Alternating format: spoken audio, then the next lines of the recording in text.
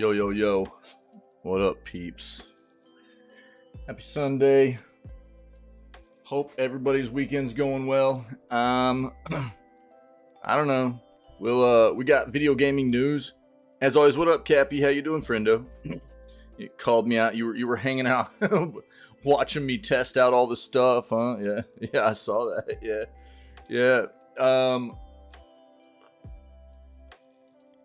So we got video gaming news, which we'll do right now, and then we'll pivot into playing some games. We'll see what we get into. I don't know if I don't know. It'll be a chill day. We'll probably just do community games and stuff, but if there's not enough interest in people playing, then I might just pivot into InSound Mind and keep playing into that. We'll see how it goes, though. So I don't know. Hope everybody's weekend's going well. Let's go ahead and dive in here and see what we got for the news this morning. Cool. Let's do it.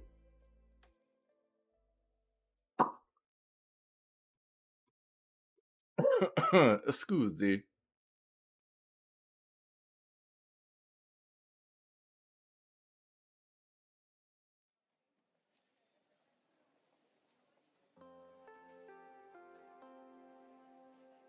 Alright.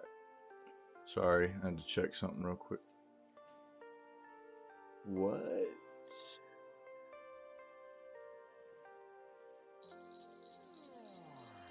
Yo, 1 second, guys.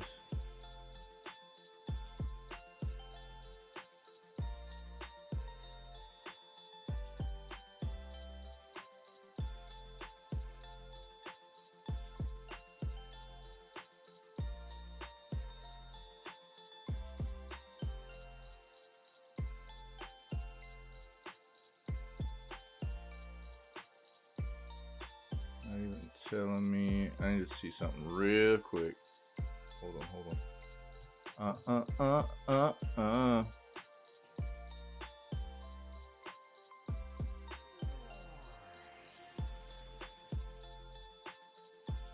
Where did that happen at?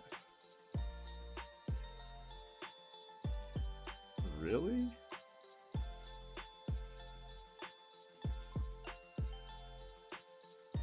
That's flipping weird.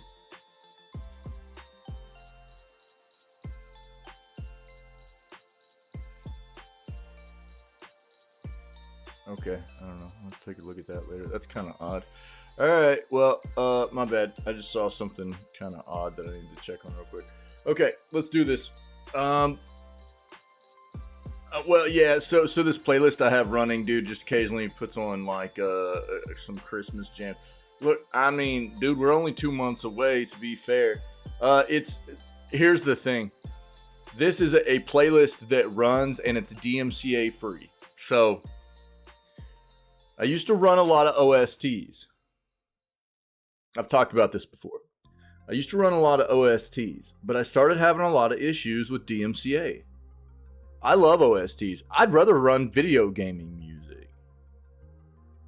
But I started having a lot of issues with DMCA. Twitch started muting out a lot of my streams. And a lot of copyright issues with putting stuff on YouTube. And so I had to start looking to find like some DMCA free playlists, and I don't really care for vocals. I'm not looking for music with vocals in it necessarily. So that also like limits down what I'm going to be able to use. And I found this playlist on Spotify, and I dig it. It's not real extensive, but it's got some cool little jams in it and everything. But I have it on like repeat and on shuffle as well. And there are some Christmas vibes, like holiday kind of vibe tunes in it. And occasionally it just hits one of them. So I don't know. It is what it is. Usually if it hits one and I know it, then I'll like skip it. But you know, it just kind of is what it is. You know, it's one of those weird things to have to deal with as a content creator. I just need more time to probably dig into finding some other music to use and everything. I love OSTs. I love using video gaming music, but it's always a struggle. Always a struggle trying to find out what music you can and can't use. And there's been plenty of times where I've looked into it and it's been like, oh yeah, you can use our music, no big deal. And then I try to use it and it's either not good for Twitch or it's not good for YouTube or whatever. And it's like, all right, well, you know, it's a kind of a pain in the butt, man. It sucks. So I don't know. For now, yeah, we just have to deal with having some Christmas, some holiday tunes every once in a while. At least they're good, in my opinion. You know, and we're not that far away from the holiday season anyway. So, in my, you know, as far as I'm concerned, it's like, well, whatever. It's cool. It works. So I don't know. Yeah. There's always that too, Cappy. Yeah, Davey, what's up, buddy? Yo, how was work yesterday, dude? So I don't know, man. It's always a struggle, dude. It really is. But I do like this. I like this playlist and this music that I found on Spotify. It's pretty cool. And it allows. I'll actually see if I can link it for you guys. This is what I've been running for about a couple months now, and it's not really extensive or anything. But it's pretty dope. Here, that's another that we just hit another holiday song, dude. See if I can just in case anybody wants to know what we're rocking. And I mean, I'll promote it because we listen to it. It's pretty dope. Yeah, it's just called DMCA Free Beats, dude. That's what it is. That's what it is. So I'll link it here. Let's check it out if you want. That's basically what we're listening to, what we've been listening to. And it's just called DMCA Free Beats, dude. And you know, I found a lot of like different playlists again, but there were a lot of playlists that had like vocals in it and stuff, and it wasn't just like jams. There's a lot of different weird kind of music put into playlists, and I didn't want to have to worry about like going through like songs coming on that I didn't like and then changing those, and you know what I mean. So I liked this playlist, so I just kind of rock it right now.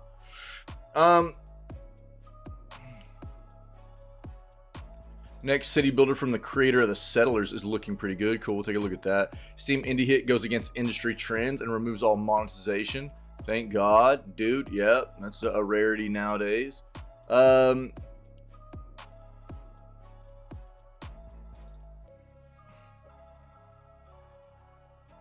right, let's do this.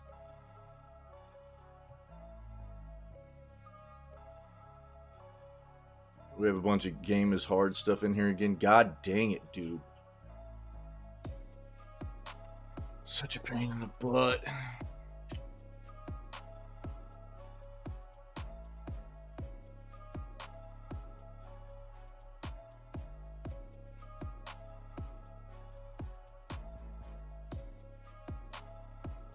Cool. Oh, look what's back, guys. Suicide Squad killed the Justice League. You guys remember how long ago this game surfaced? And they were like, oh, it's really close to release, and then all of a sudden it just went away. Even before it got delayed, I did not have a whole lot of expectations for this game to be good. But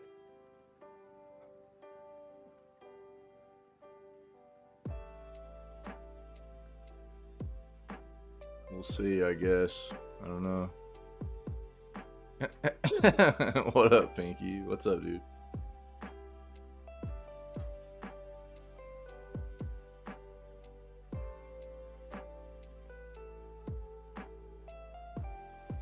If you scream while playing a don't scream, you have to restart the game. What?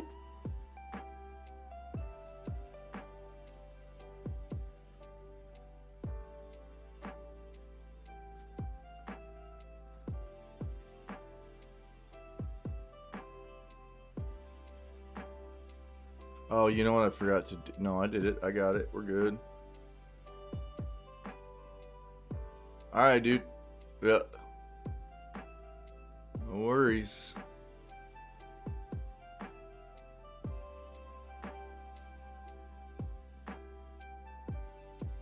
This is probably what we're talking about, Monster Train. That's probably where, Yep. Cool.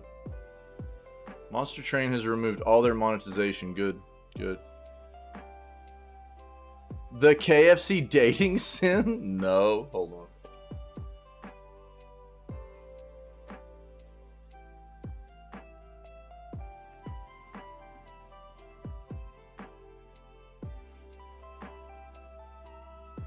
No, I didn't play the KFC dating sim. I heard about it. I think I saw a little bit about it too, but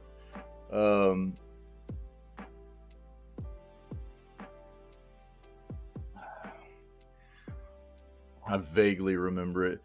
Kind of liking this badly translated action roguelike where you can wield an extra gun with your butt. That sounds great. Yo, check it out. Rocket League trading site founder will never build a product based on the decisions of another company again. Yo, this Rocket League stuff. Dude, Epic getting real gross, dude. Yo, there's finally a Baldur's Gate 3 mod that will let you play as a stinky little goblin. Pinky, Pinky, Pinky, Pinky.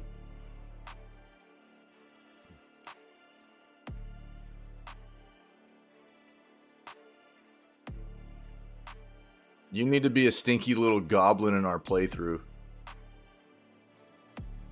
I might make an exception if you'll be a stinky little goblin, dude.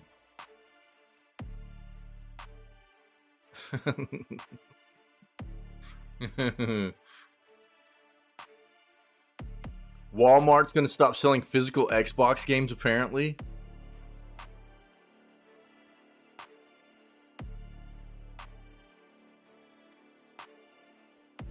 Apparently, Cappy, yeah. Apparently, yeah.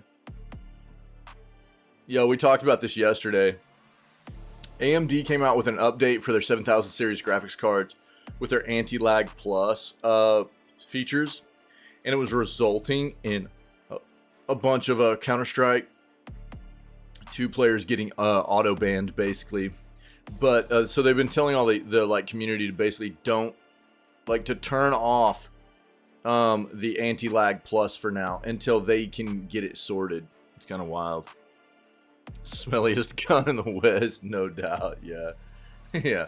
PS5 sale has fan favorite games as cheap as $4. We'll see what all they got there. We might have already hit on some of that. Xbox users outraged as Microsoft warns of mass deletion coming soon.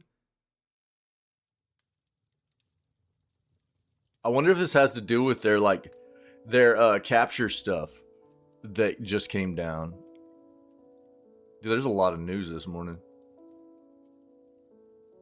Stam Lake says Alan Wake 2 will get free DLC that is pretty significant. Ooh. Bro, that's one page of news this morning. God dang. We're getting throttled. Super Mario Brothers Wonder game leaks online. Nice.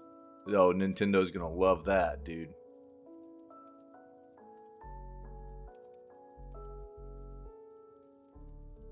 Yeah, dude, I put an emote on there, Duck. Yep. It's looking good, dude. I didn't get to take a long, detailed look, but it's looking pretty gnarly. I don't know really very much about the game either, though, so.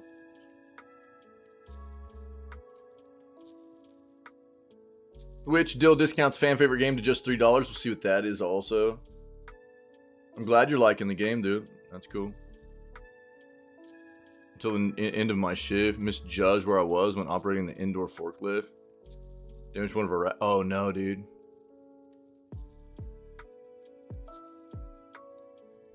Bummer, dog. You're probably just a little bit off right now because you've been sick, too, though, you know?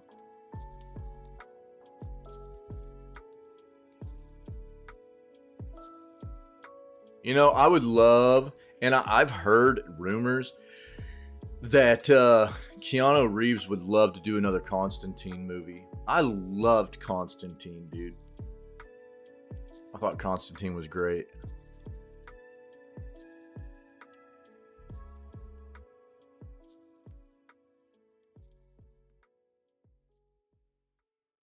Looks like MK1's got their first combat pack release scheduled. We'll take a peek and see when that's coming.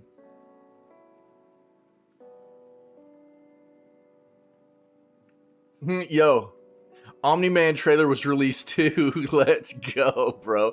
Omni-Man, all right, dude.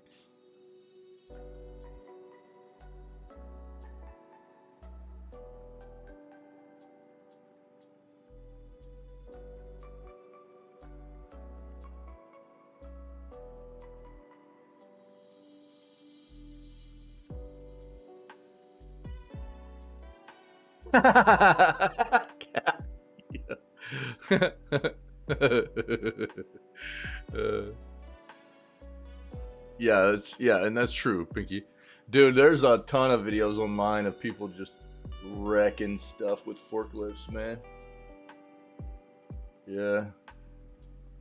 Forklifts are no joke, bro. If you don't know what you're doing or you're not experienced, you can wreck some stuff with a forklift, Doug.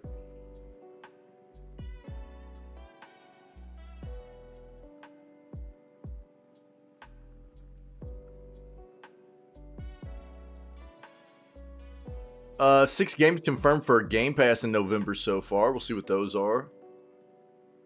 Talked about this enough yesterday. I'm not going to dive into it. Looks like PlayStation trophies are on the way for PC players. Okay.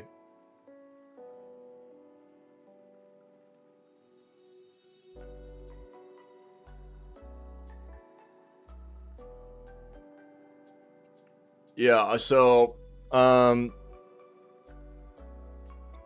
I used to work in a it was a big like industrial wholesale warehouse, and most of the time I worked there I was what was called a this is funny, so get ready for your kappas, but I was labeled as what was called a puller, and so you had people that would work the basically the packing lines, right?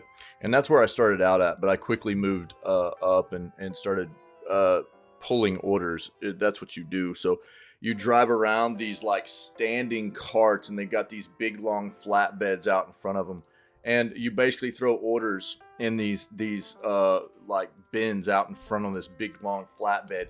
But this warehouse was massive, Doug. It was huge, and I'm talking like probably 5 stories high inside, and it was just aisles of crap everywhere. And every time these orders would come in, you had to look at every single item would have a location in the warehouse of where it was at. And as a puller or a picker, you would have to go out and grab every single item on these orders, and then you would run it all back and put it on the lines for the packers to box it all up and throw it into like a trailer, like a semi truck trailer. And so they'd box it up, stack it up into the trailers, and it would get sent off, right? And we had all kinds of stuff, dude. We had these big, because like I said, it was like 5 stories high. So we had forklifts. We had these double reaches, which were like forklifts that could go way up in the air. And then we had what we called cherry pickers too, which I had to get on all the time because you would have items that would get things that would get ordered that would be like 5 stories high. So it was just like this little bitty machine you would get on, and it would have usually just like a pallet on it to stand on. It would lift you like 5 stories high, and you could move it back and forth and stuff too while it was that high, but it would like shake around and stuff, dude. It was really wild, you know? And so, and you were supposed to like strap into them with like harnesses to make sure you wouldn't fall. But a lot of times you were like so rushed and stuff that if you didn't have to go too high, you wouldn't worry about it. But if you got caught, you'd get in trouble. It was a wild place to work, man. It was crazy. It was really, really weird. Those little carts, dude, there were some of them that would hum, dude. Some of those little carts would hum, dude. Those little flatbeds. Dude, there were a couple of them that you would find, and you'd know the numbers because they all had numbers on them, right? And if you got there early enough, dude, you'd grab one that you knew would go fast. You know what I mean? So you get one of those fast ones, bro. You'd be like humming around a flipping warehouse, dog. Going fast, boy.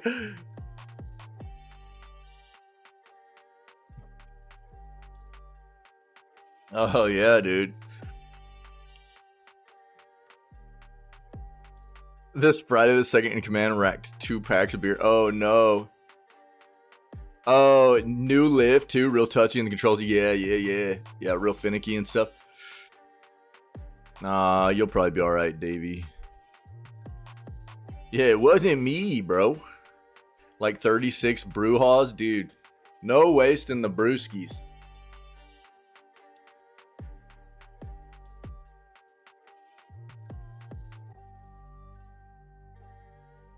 Or you know what else is always wild to watch? Like you see those like videos on YouTube and stuff of those stores where they just don't secure like the shelves on the walls right and stuff, but it'll be just like full of liquor and stuff, you know?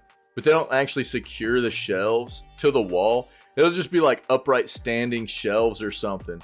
And boy, if one of them goes down, it's like they all go down. So they don't secure them to the wall or anything, right? And it's like one goes, dude, it's like domino effect. So you got like half the store just gets wrecked of like all its like products, you know what I mean? It's like, oh my God, dude. Why? It's actually crazy. Oh, for real? Well, that's a good. Not all was ruined, I guess.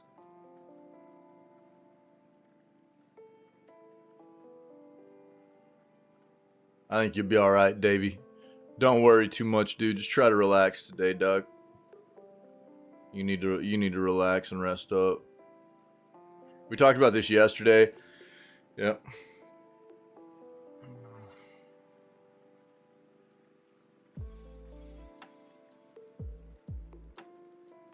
Yeah, which is always fun to clean up too.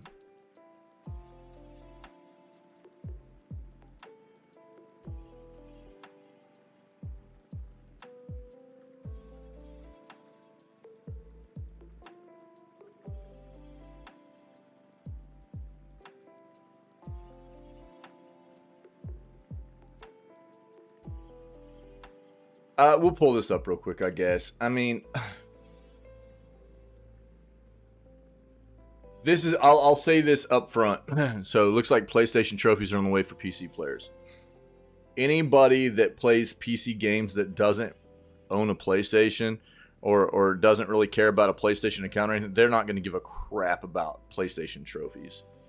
Anybody that does, that also plays PC games, they'll probably think that's cool. That's the way that's going to go. What people will want is if you're a PC gamer and you're playing a like traditional first party PlayStation game that has come to PC because they're making more of an effort to get their games to PC in a timely fashion nowadays than they used to. What people will want is like if it's on Steam, they want the Steam achievements. Most people, if they're playing it on Steam, they're not going to care about PlayStation trophies, you know? Mountain of paper pallets in our storage. Right in the middle of it all, one stack of 5 pallets is leaning into a metal shelf next to a pretty expensive printer. And the shelf is secured. Yeah, good thing, dude. Yeah, good thing, bro. Jesus. That's fun, bro.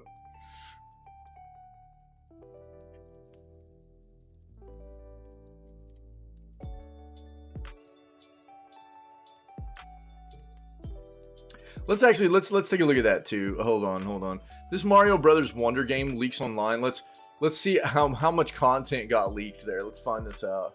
Nintendo's not gonna be happy, dude. Oh, it was on this page too. I'm an idiot.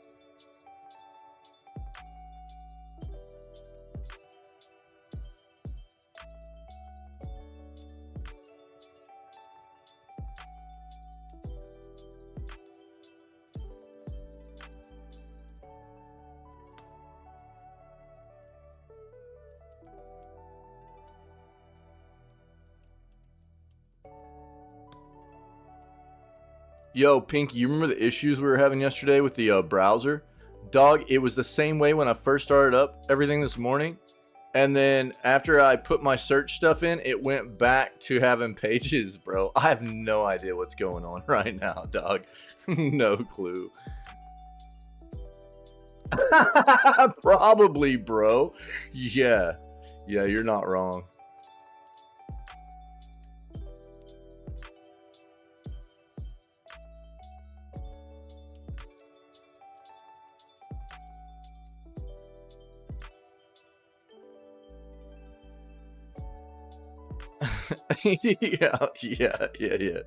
Yeah.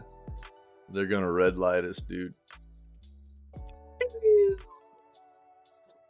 All right, let's stick with this, dude. We got a lot to cover this morning, so we'll just get in it. Excuse me. Cool. Kill the music. Let's do it, man. Here. I'm kind of liking this badly translated action roguelike where you can wield an extra gun with your butt. What is this? Apocalypse Party is a solo or co-op action roguelike starring some familiar faces. One weird demo out of the whole Steam Next Fest has charmed me, and for reasons I rarely get charmed by. It's delightfully janky, strange, referential, and crude. Apocalypse Party is certainly chasing the roguelike action trend, but it's so offbeat and willing to let you craft absurd combos to slaughter fantasy zombies and monsters. I ended up charmed, instead of repulsed. There's not really a plot here. You're some kind of interdimensional mercenary plucked by an angelic capybara from the brink of death to rescue a fantasy kingdom by defeating three demons. There's no coherent aesthetic, though. Weapons you find are likely to be an assault rifle or machine gun, as throwing knives or lightning spear or magic. Returning throwing shield.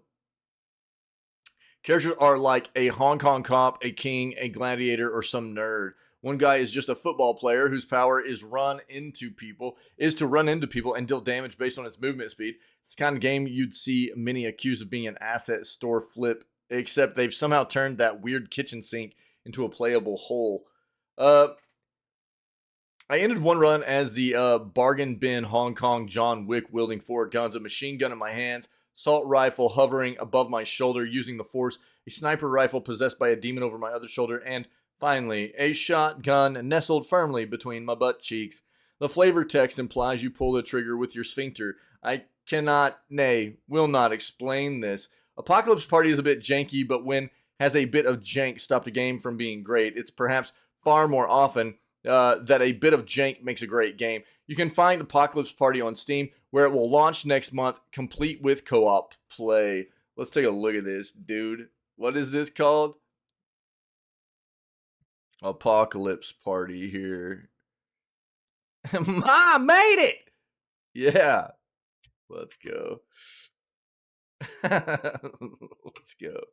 Let's see. We've seen a couple of cool games out of the Next Fest stuff. Let's see this.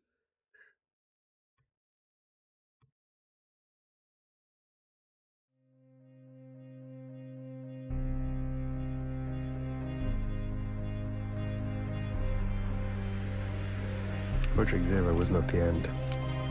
Waking up once more, the strange surroundings unsettle me. Fortunately, the familiar horde of the undead is here with me.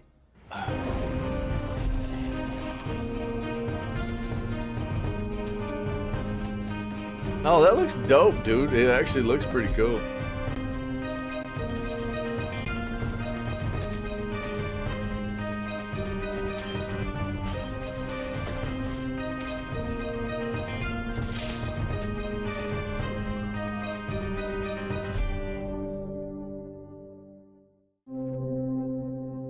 Huh.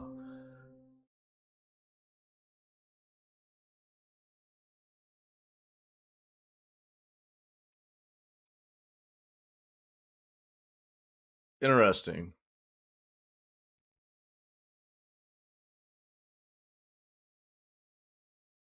Release date's November 3rd. It's coming pretty soon here. Here, if you guys want the link, here you go. This looks pretty cool, man. I like the way this looks. Pretty neat. All right, cool. Let's keep it going.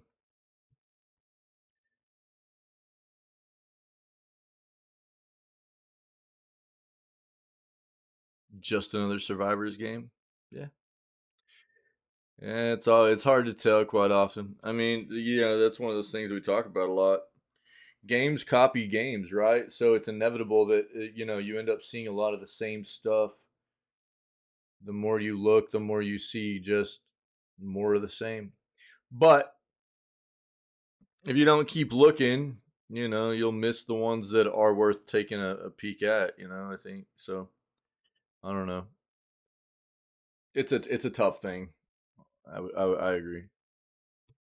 We talked about this yesterday. This is really really Epic Games, dude, is really getting pretty gross. I mean, whether you want to talk about the 16% of layoffs they've had, where they've basically wrecked Fall Guys developer Mediatonic, to the increase in the Fortnite prices, which I don't know when the last time was they raised prices in that game, and it's free to play, so I'm more accepting of free to play games and having monetization in them than I am free to play or than paid games and stuff. But all of this stuff coming down from Epic at the same time is feeling really gross.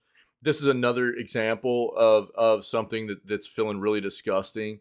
Rocket League is a game that traditionally has been built around one of the things that the community has loved for a long time about this game is the fact that you can trade items with other people that you get in game, and they're removing it.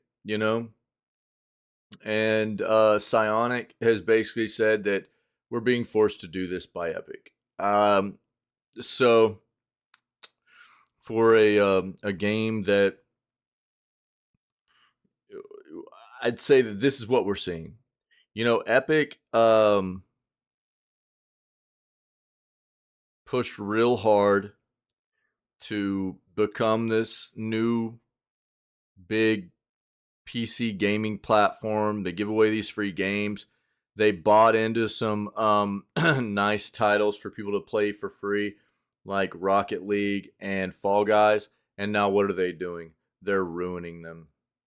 They're ruining the games. They're ruining the communities. They're pissing off the communities behind these games. It's a tale as old as time, really, in the gaming industry, unfortunately. It's a bunch of money-minded people, business-minded people that have no idea what gaming's about, it seems like, that get in here and just screw stuff up, dude. And it seems like Epic's doing a really, really, really, really, really good job of pissing people off and showing everybody their true colors. Yeah. And we've seen lately with the layoffs they've had, where they've given the default. I'll just link this for you guys because this will give you a primary, a great example of what I'm talking about. This is a clip from a previous video gaming news segment that I took and put on YouTube, but it's the same exact thing that we get from every other company whenever they lay off employees, And the 16% workforce that they laid off from Epic is 850, give or take, 15 to 20. It's somewhere around that number. It's a lot, and it feels bad. The thing that I always wonder anytime this comes down from any of these big companies is, what did you do to try and circumvent this issue, right? Anytime it's a mass layoff, that it wasn't any kind of situation where it was an issue of performance appraisals that most companies go through. This was them trying to cut costs, and not protect the people that got them to where they're at and things like that. I talk about that a lot. And then we had this great article come through where Mike Drucker authored this article on The Gamer website that I linked in there, and it was fantastic. An absolute parody of the nonsense we get out of these companies every time they do this crap, where it's, the same vague explanation of, we care about you guys and we care about our employees and we care about our products and we're trying to do the best we can for you guys. when everything that they're doing, contrasts that. All of their actions really contrast those sentiments.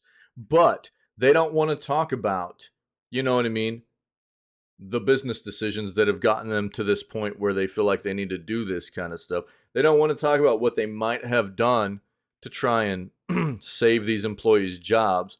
None of their higher ups are taking pay cuts to try and save employees' jobs or anything like that. You know what I mean? And instead, what they do is they ruin everything that they have underneath them, like Rocket League and Fall Guys and their employee base, and it's disgusting. It sucks, and it's horrible to watch, man. It really is. And Epic is just another company that we're watching do it. And if they think that all of us are blind to what's going on here, Tim Sweeney worth billions of dollars. You know what I mean? Like, come on, man. It's so gross. I mean, I get business is a business and everything, but they never want to show us anything. It seems like none of these big companies want to be transparent. They want to give us a vague explanation and tell us that they care. Then they fire a ton of people. They wreck all these games that we love.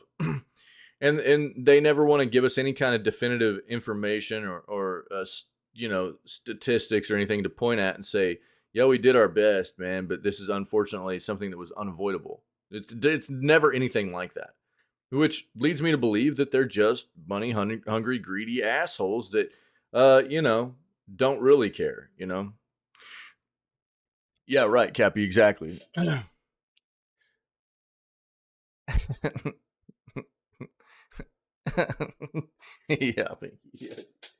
So I don't know, man.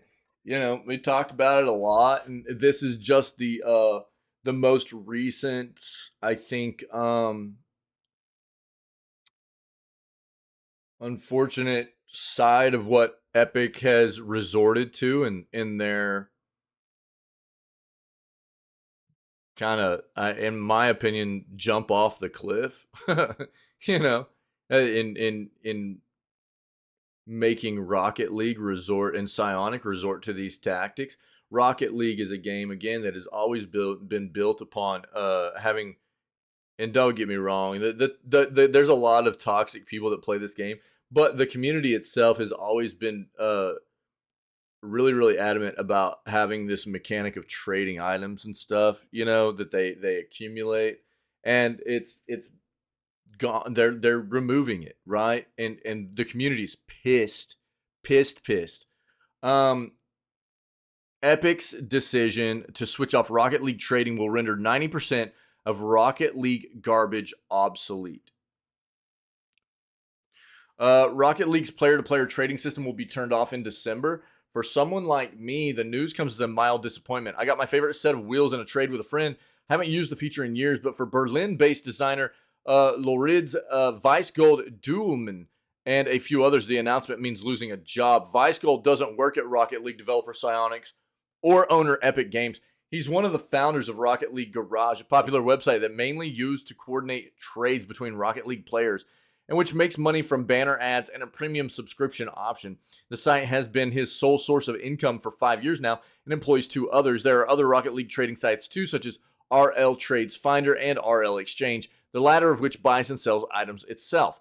Psionics didn't explain the decision to remove player trading in much detail, and contrary to the tone of the announcements, Ice Cold noticed that sites offering Rocket League trading services will be fraudulent after December 5th. Vice Gold and Rocket League Garage haven't had an antagonist relationship with the developer. It's been the opposite. Vice Gold told PC Gamer in a call this week that Psionics has been supportive and communicative over the years.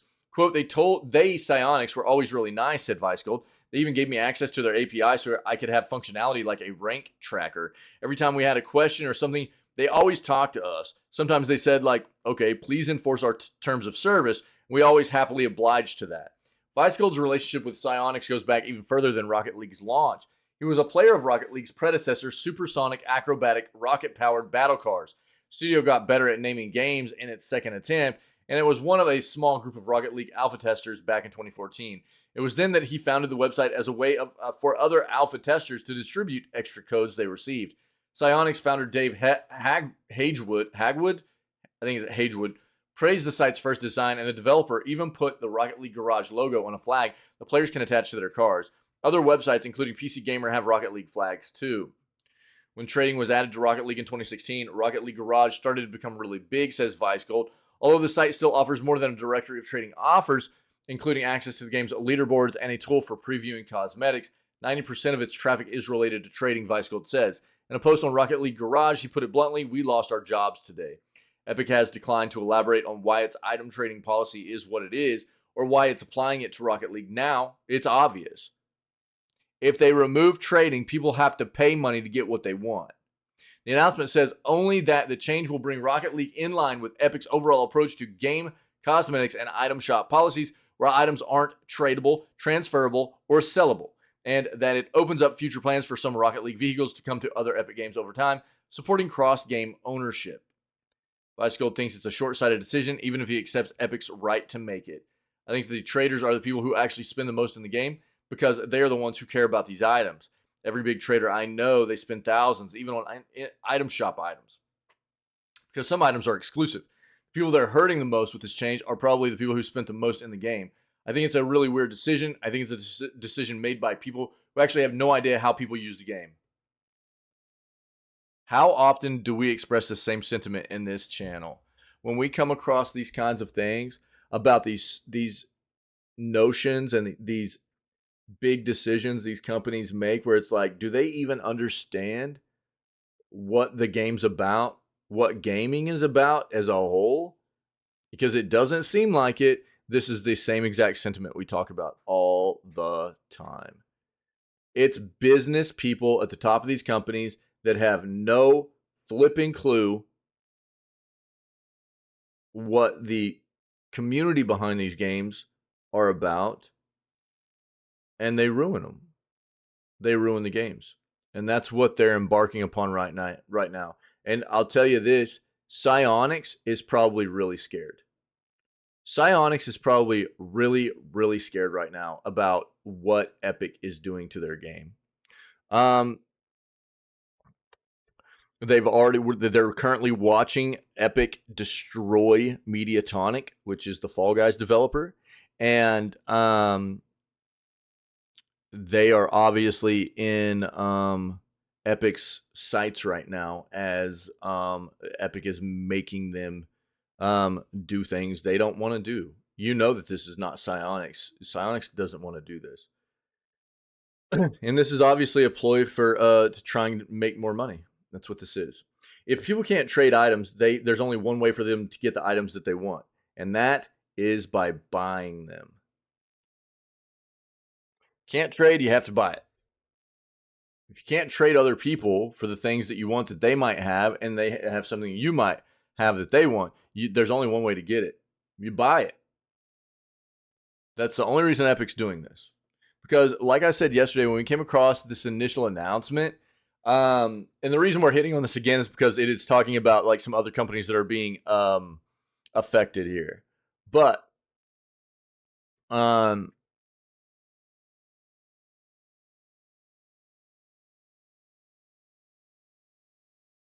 there's no other reason for them to do this, you know? It's quite obvious that their ploy here is to try and ensure that people can't do that anymore. You can't trade for the items from other people that they might not really care about that you want. And if they can eliminate that possibility, that's the only way they see that. They don't see it as well, this is going to eliminate player base. All they see it as is cut and dry, black and white. This is a way where we can make more money because this eliminates people's capability to be able to exchange items.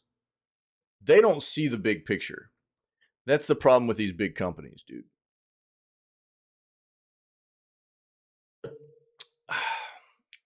It's terrible, man. And I think this is the other thing that you have to understand as we've seen this happen time and time again too. as bad as this feels for like Psionics, as bad as this feels, and look, Rocket League's a very competitive game. It's still going to have a competitive scene moving forward, but there's a huge player base for this game that isn't really into the competitive scene too, and a large part of that player base is probably just going to die off.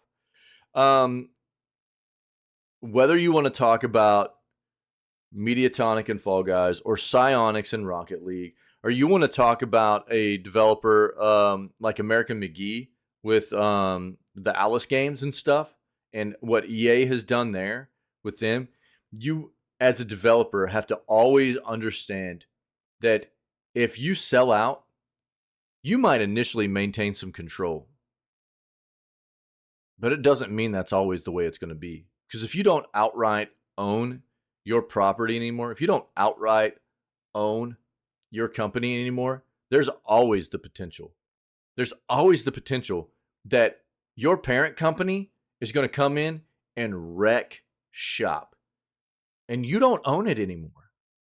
So as much as you might love what you created in the first place, if you decide to sell out like this, and become part of a bigger organization and a bigger company, there's always the potential that a greedy, blind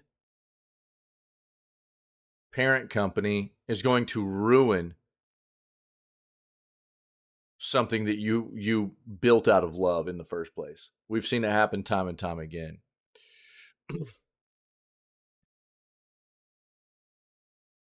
No, it's exactly what I'm saying, Davey. Well, okay, so it depends on the way you look at it. It depends on the way you look at it. And the way that you're stating it right there, no.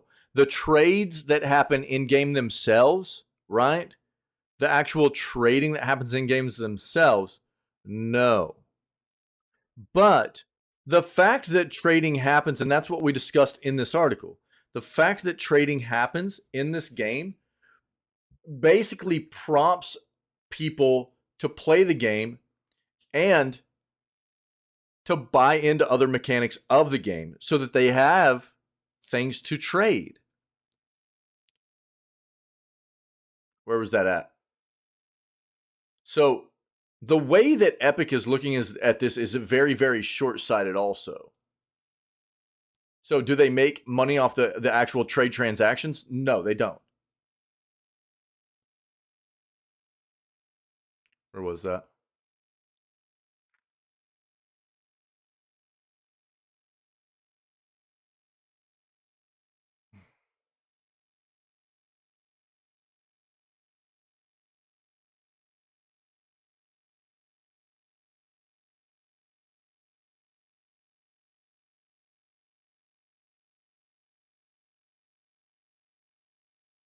Yeah.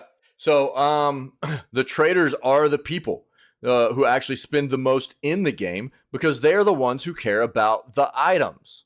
Every big trader I know, they spend thousands even on item shop items because some items are exclusive. The people that are hurting the most with this change are probably the people who spend the most money in the game, right? So again, the way that I think Epic and most big companies look at these kinds of situations is very black and white. Because they're not gamers, dude. They don't look at the overall situation. They look at everything in a very black and white kind of view, right? Or focus. They don't look at all the details of what's happening here. But I truly believe that this quote is correct. And as someone who's played a good amount of Rocket League, I've seen what this game is, and to a great extent, I believe this. And I mean, this is how this goes. So I'm just, no, they to blatantly and bluntly answer your question, they absolutely do not make any money off the trades themselves. But the trading mechanic in the game does prompt people to spend more money. But that's not the way Epic looks at it. Epic just looks at it like, Oh, well, if people can trade items, that means they're not buying items. And that's not true. So it's pretty terrible, dude. I don't know. Like Vice Gold, I can only speculate why Epic is cutting Rocket League trading. Removing the feature presumably dumps some customer support load, and Epic recently laid off hundreds, almost 1,000 people in the name of cost cutting. I think the big picture here is that companies like Valve and Epic do like it when people make products based on their products, just so long as it's on their terms, like Valve selling user-created cosmetics on the Steam Marketplace, and Epic sharing revenue with Fortnite Island creators under its Creator Economy 2.0 terms. Informal business relationships are out. Formal ones are in. Exactly. Yeah, yeah. So they're getting rid of trading because, like Pinky said, the only way to obtain items anymore would be to buy them, which is that's the way they see as being the only way they can make money. They're being very short-sighted about it, basically. Yeah.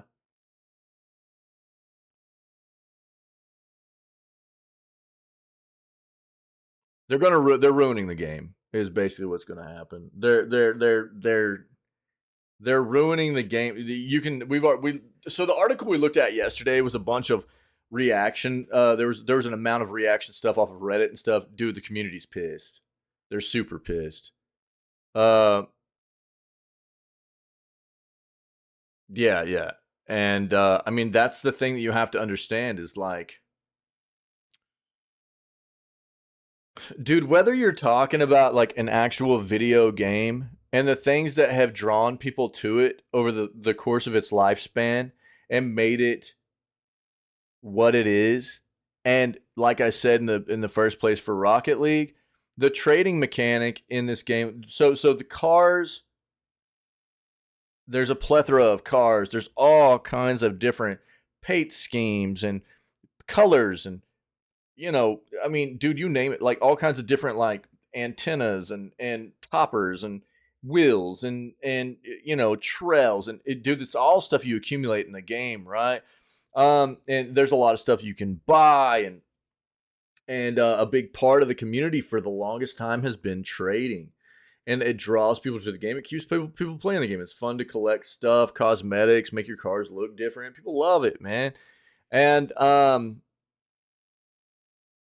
when you do stuff like this and you take away those big pieces of the game that have traditionally drawn people to it, you're just going to destroy it, right? It's these kinds of, I mean, you can even go look at what Unity did recently, right? With the whole Unity engine thing.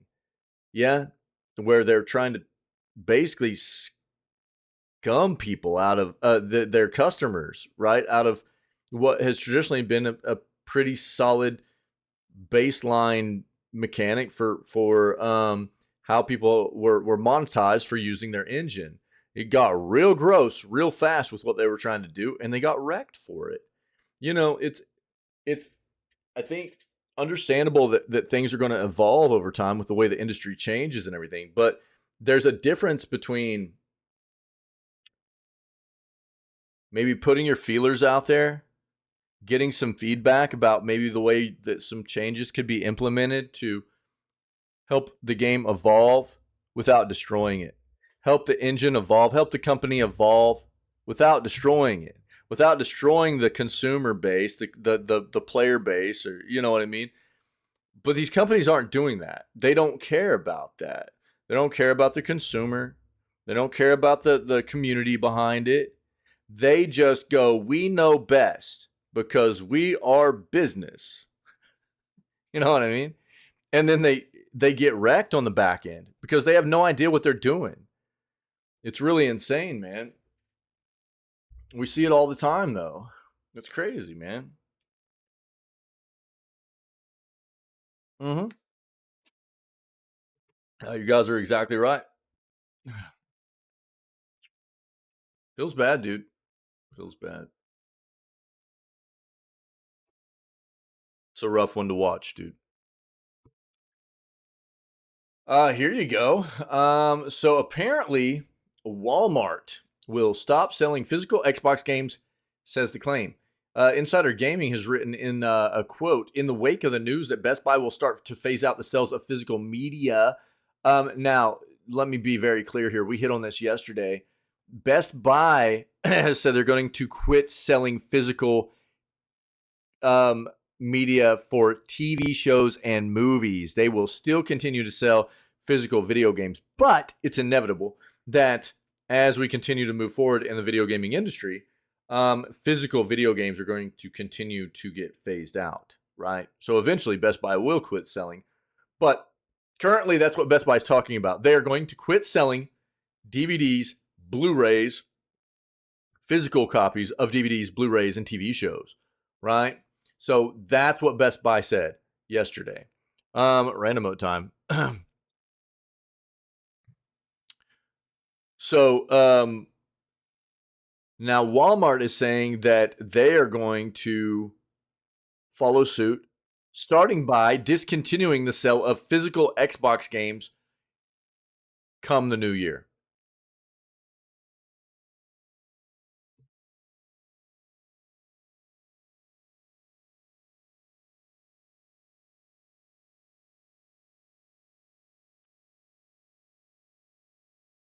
So, CEO of Limited Run Games, Josh Fairhurst, said on Twitter that he has heard rumors that Walmart is dropping physical Xbox games soon, but further cuts will be made in the future that could impact other platforms. Yeah.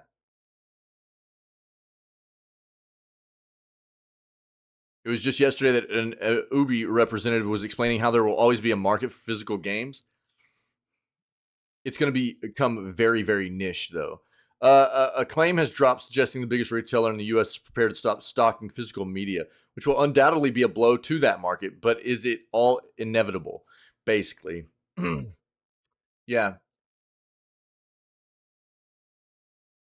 Yeah, with the different kinds of services like streaming services and the fact that PC gaming long ago adopted, that really set the tone, right? PC gaming went digital. It really set the tone for everybody else to convert over to this, as well as these other services like game streaming services and stuff like that. It's taking console a lot longer. I talk about this all the time, man. It takes console a lot longer. There are a few reasons why, too, right? Random mode. Yo, Cappy, nice random mode. Let's go.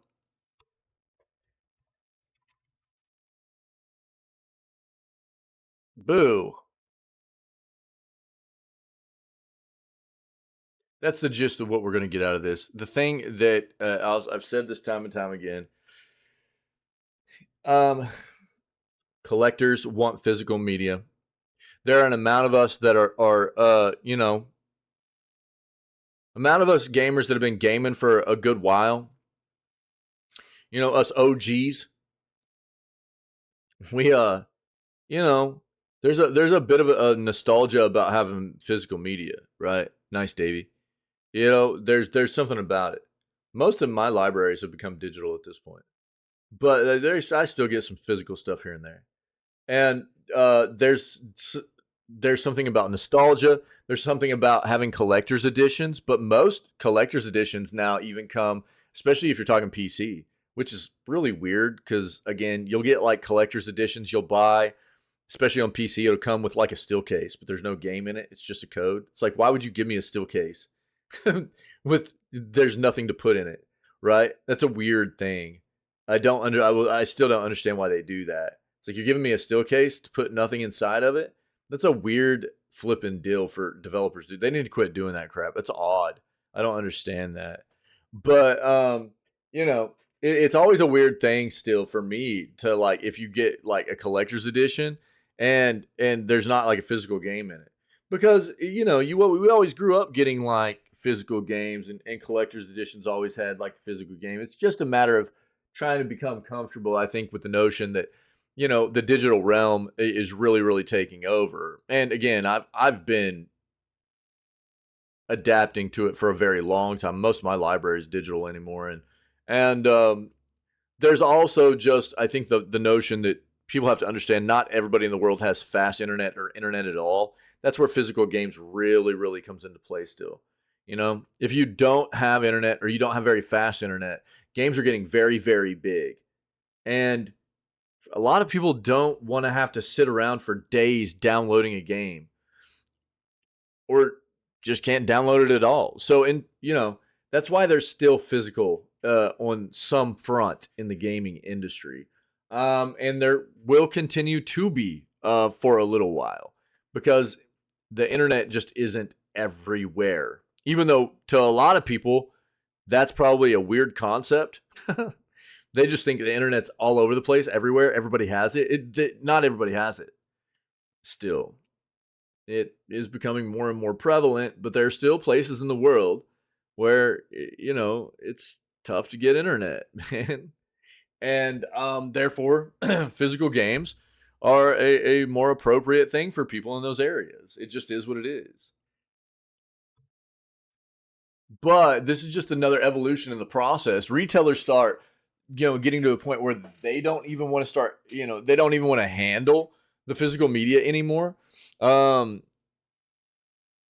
Yeah, exactly, dude. Yeah, which is exactly kind of what I was talking about with the like the collector's editions. They'll come with like a still book, but it's just got the code inside. That's what I was talking about just a few minutes ago. It's so weird. It doesn't make any sense. Why are you going to sell a collector's edition with no physical media, but you're selling a still book in it? Like a still case to hold a disc in, but there's no disc. It's so dumb. It doesn't make any sense, man. What's the point? Why are you doing that? It's weird, man. I don't get it. It's odd. PS5 sale has fan favorite games as cheap as $4. Fall savings sale with over 2,000 discounts on PS4 and PS5 games is live. Even when you filter the sale down to just PS5 games, there's still 611 deals. That said, a bulk of the sale is either for vaporware games or PlayStation fans have never heard of, or are games with inconsequential discounts. To this end, we've siphoned the sell down to the cheapest deals on noteworthy PS5 games. There are cheaper deals than the ones below, but for games that you're unlikely to have any interest in. There are also bigger, better, and newer games on sale, but the prices of these games are nowhere near the prices below. Fall savings sale is live until the 28th of October. After this, every game will revert back to its normal price, okay? Control Ultimate Edition is $10. Cloudpunk, $5. Dark Pictures Anthology House of Ashes is $10. Fury, $6. Alan Wake Remastered, $10. Quake 2, $4. Spirit of the North, just over $6. Superliminal, $10. Paradise Killer, $10. Ape Escape, $7. There's some of the more notable titles they picked out. There's links in here also to go check out all the other sales and stuff too.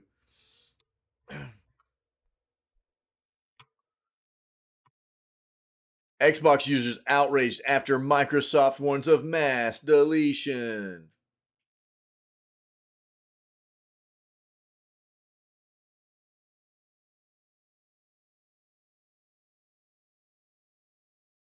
Okay, so let's see what this is about here.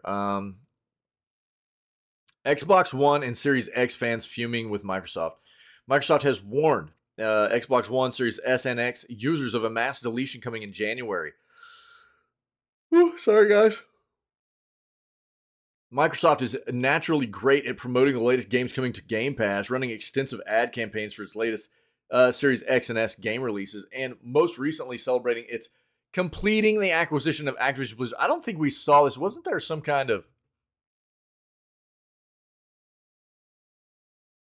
we didn't watch that yesterday, did we? Thaumaturge, I have heard of that, dude. I can't picture it in my mind's eye, but I have heard of that game. Do you have a link?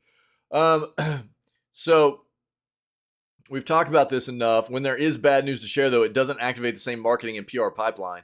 To an extent, this is understandable and is what everyone else does as well. But as a result, not many Xbox fans are aware they are about to lose a ton of their content. Microsoft has begun to alert Xbox owners via direct console message of a new policy that took effect back on October 1st. Yes, this is about the captures. Yeah. So the big the thought here was they had already told everybody that, and look, this, let's be fair here. This is really, there are two main reasons why this is happening. And if you hadn't heard this, any kind of captures from your Xbox devices are only being held for 90 days. At that time, you're going to have them backed up, right? And either you back them up yourselves, or you can back them up through Microsoft's what is it? Their own cloud. What's the name of the Microsoft cloud? The flipping oh god, it's one something, isn't it? I can't even think of the name of it off the top of my head. Anyways, to be fair, for the longest time now, Xbox users have been able to just like create this library of like captures, still images, videos, stuff like that, right? Yo, thanks, dude. Yeah, I'll grab it in a second. And so here's the way I look at this. There are probably a lot of people that are hogging up a ton of hard drive space at Microsoft with their captures. But in my opinion, you buy into their platform and they've given you this option. It is what it is. Right? So, but let's be fair here. This is a ploy. We read about this about a week ago. This is a ploy to get people to buy into their cloud offering, right? Because basically all you get is 5 gigs worth of space naturally on their cloud for free. OneDrive, is that what it's called? And if you want more than that, you've got to pay for a subscription, yeah?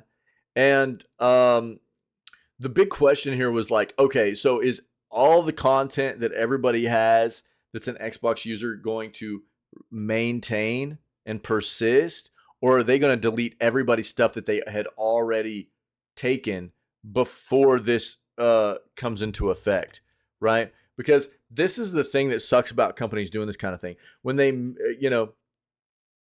do this whole like retroactive, that's the way it should work. Is like anything that you had done while the policy was different isn't affected. Like anything that was captured or taken, and it shouldn't be affected before the new policy comes into effect on January 1st of 2024 for Xbox and Microsoft. But that's not what they're doing now, apparently. And that was the big question for everybody was, what about all of our content that we had taken over the past how many years? What are we supposed to do with all this content?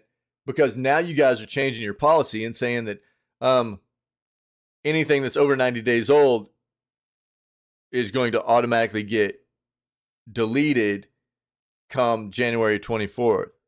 So is the old content going to be under this same kind of set of rules, or is it just the new stuff? Well, apparently it's everything. With this new policy in place, both new and existing captures on the Xbox network will be automatically deleted after 90 days, with the first deletion starting sometime in January 2024. In other words, you will need to back up all your Xbox Live captures as they are about to be wiped from Xbox Live servers. Quote, due to a new policy starting on October 1st, 2023, existing and new captures on the Xbox network will automatically be deleted after 90 days, reads the alert. The first deletions will start in January of the coming year. As you would expect, Xbox fans aren't happy about this. Making the matter worse, Microsoft has not communicated why it's doing this, leaving many Xbox fans to assume it's to save money, which is a reasonable assumption. Honestly, flip Microsoft for doing this, reads one popular comment to the post above. They are only doing this to save a literal penny or two, and in the process destroying years and years of important memories for their paying subscribers. With this change, these videos may as well be gone.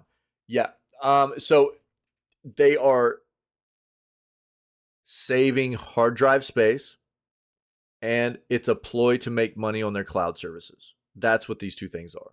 How are they so freaking bad at this? Reads another popular comment. If you just leave them on your Xbox, they auto-delete. You have to upload them. Now they're auto-deleting the uploaded ones too. For flip's sake, just let us leave them in our Xbox without auto-deleting them.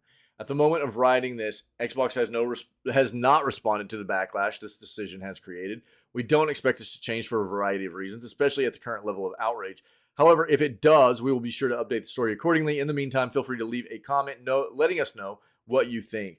Do you agree with the Xbox fans above, or is this an overreaction? I agree with fans. It feels bad. This is not a good play. Again,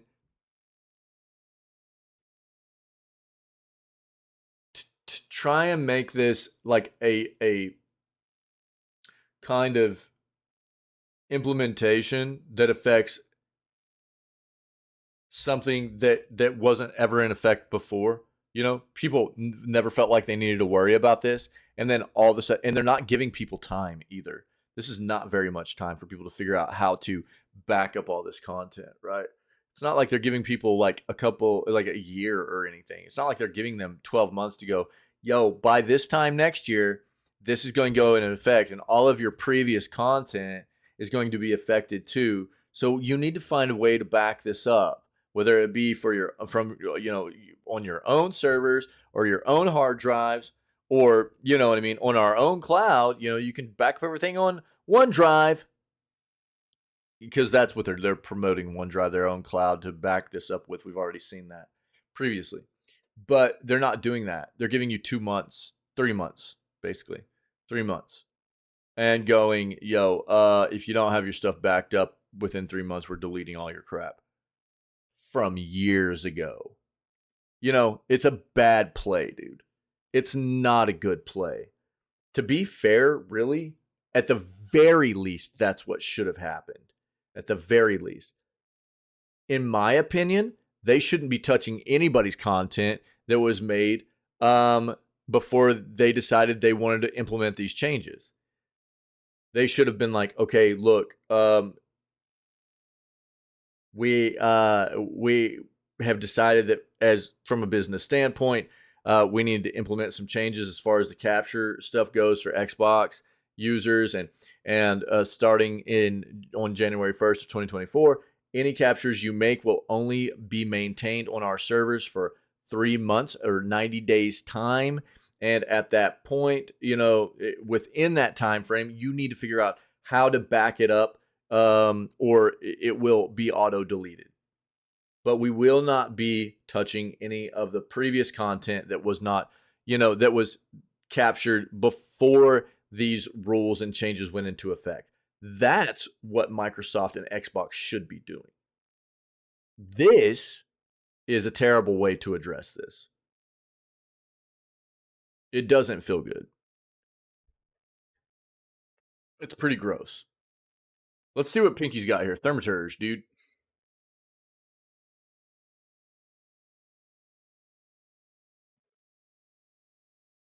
Shut your mouth.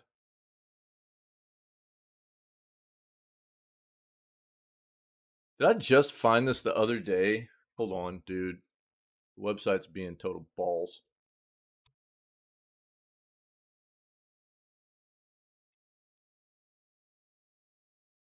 Yeah, it's already on my wish list, Doc. Yeah, I knew I'd heard of it.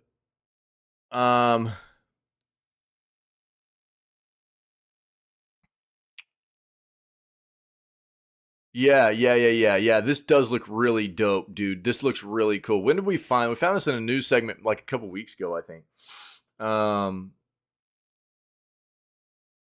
This looks really... No.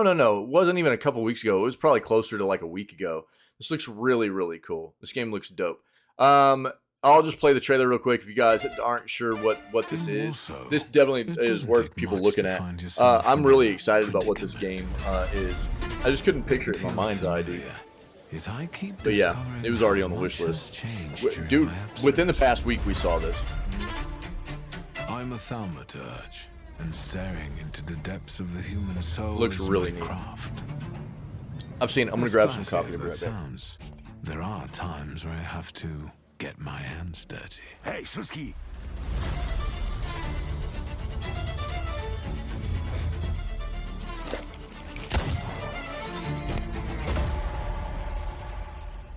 The gift of thaumaturgy runs deep in my family. I have it just like my beloved father had it before me. Whether it is truly a gift or an immeasurable curse is up for debate. Did Father have his grimoire on him at the time of his death? But why would anyone want Papa's grimoire? What do you intend to do? Your power is terrifying. Do you know that? Your absence from Warsaw has happily come to an end, I hope.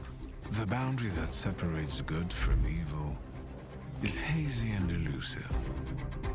I didn't catch your name. Some people believe their evil deeds are the work of inner demons. Yet I know these demons don't come to those with clear conscience. They bear a name, Salutars. And they always come uninvited. That giant bird must enjoy it. I can tame these beings and bend them to my will.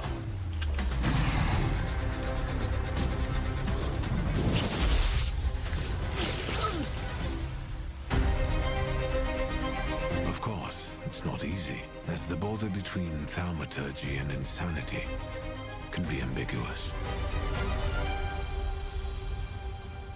How about a little game? You may think that in This game looks world sick, our dude. actions are ours alone, but I tend to see it Oh, for rather real? differently. Oh, you're, Brave wait, enough to you're cross capping even me, that or final boundary? yeah, yeah, it looks I can't tell with the kappa, dude. Like, you put kappa in everything. I don't know how to My address name that is anymore Victor with you. Shulsky, and you will soon learn what the thaumaturge is really capable of. It's like the opposite. It's like people don't use emotes. I don't know how to do it. You use it every time. Well, no, that's what I was asking though, was like outside of that part of this, you know what I mean? If there was any like actual like historical value behind any of the obvious things that aren't going to be a part of it. You know what I mean? There's obviously parts of it that aren't going to be historical, but I didn't know about maybe if there was anything else in there that could be. So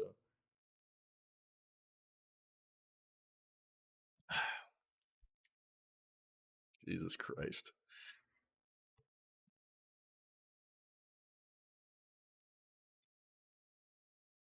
All right. If you scream while playing Don't Scream, you have to restart the game. Don't Scream official gameplay reveal trailer. Let's go. I had a brother sing in a game. Yeah. Yeah. That's actually, it was based off of me.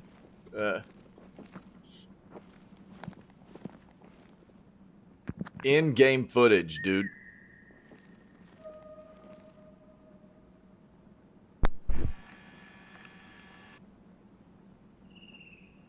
Oh, that seems good.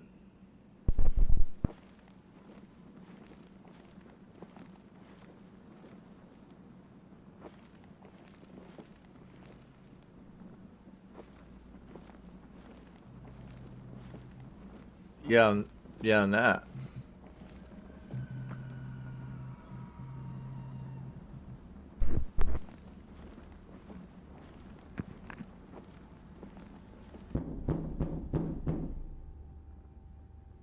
Yeah, I guess so, Cappy, yeah.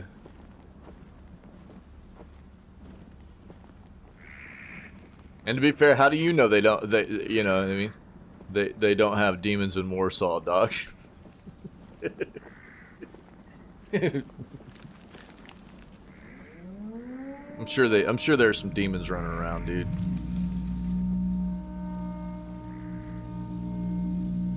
I mean, there are plenty of them around here, dude. There's got to be some in Warsaw, too.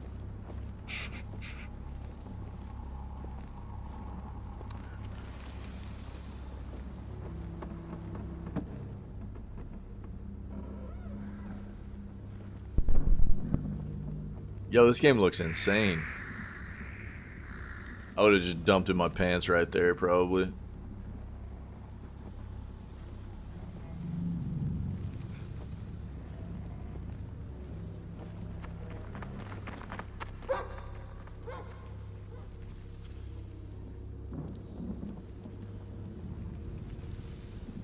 Super Sons of the Forest, dude.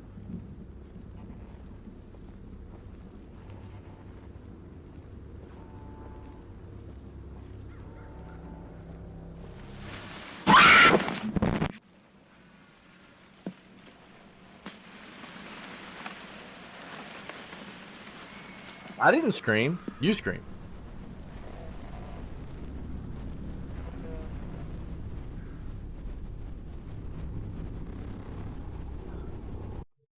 Some games tell you everything you need to know in the title. Don't Starve is a classic example. It's a game about how you need to eat to live.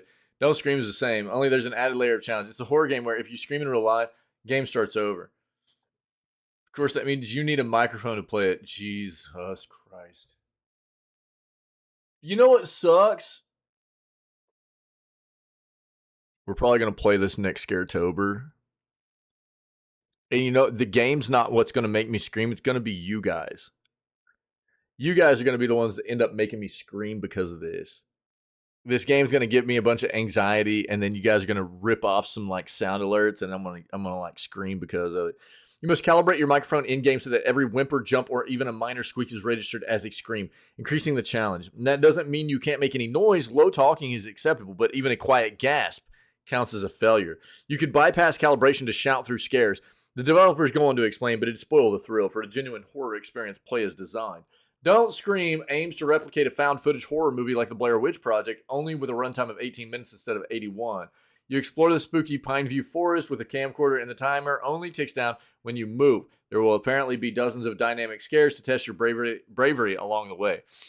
What happens if you make it to the end of the 18-minute runtime? Since Don't Scream apparently has no story but plenty of lore, I don't expect there will be much to its climax beyond a final jump scare and a Steam achievement.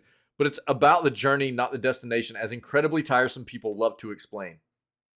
It's being made by two indie developers who go by Yor and Joe.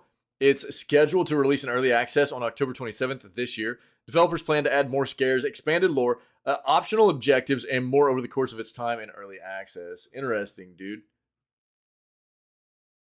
Yeah, this is going to have to be next Scaretober, dude. Because we'll be playing Alan Wake.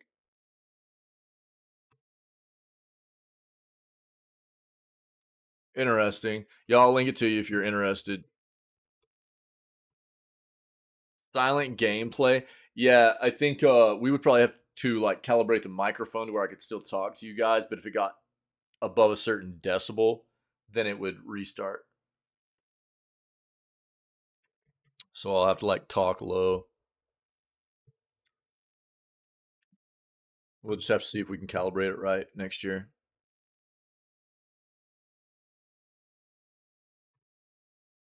Yeah.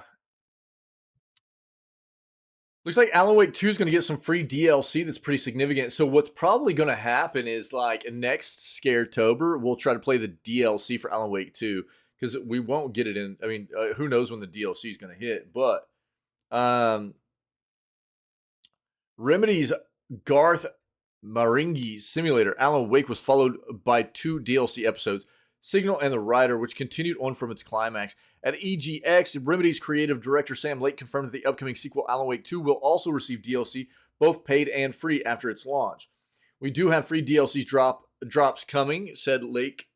They, too, are pretty significant. I'm expecting us to be going more into detail pretty soon after the game is out, but all of that will be free for everyone who gets the game. Back in August, Joshua Wolins attended a preview event at Gamescom where he described Alan Wake 2 as feeling like Remedy's attempt to combine the best games it's ever made.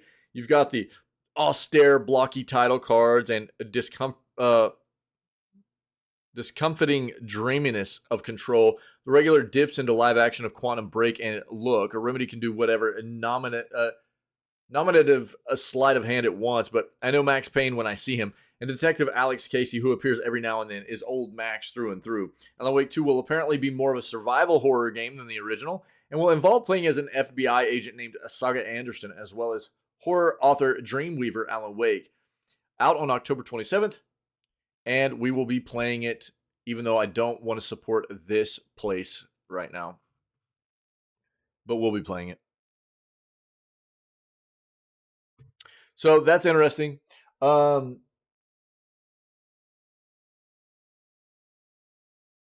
We'll have to see how good hopefully by like next October some of the DLC content will be out. If it's good enough and extensive enough, then we might dive into it next Scaretober as well. Switch deal discounts fan favorite game to just $3. What are we talking about here?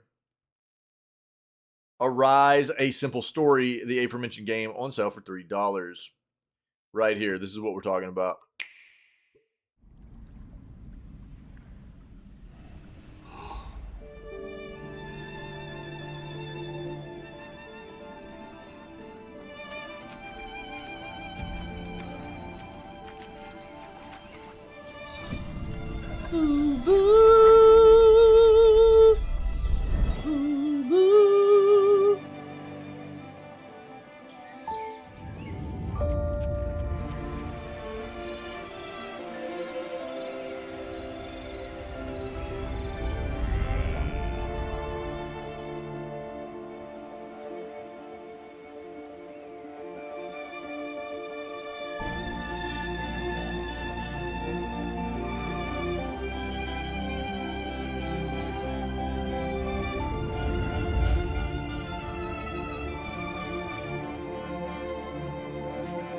It's pretty.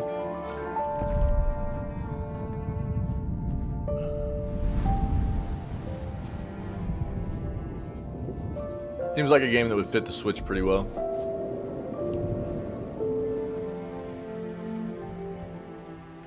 Santa!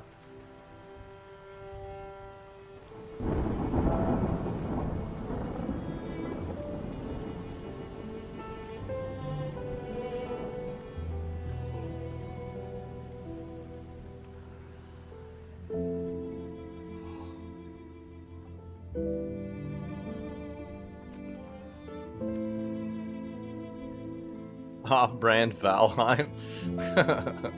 Does have that same kind of art style to it, doesn't it? Debut game from Piccolo.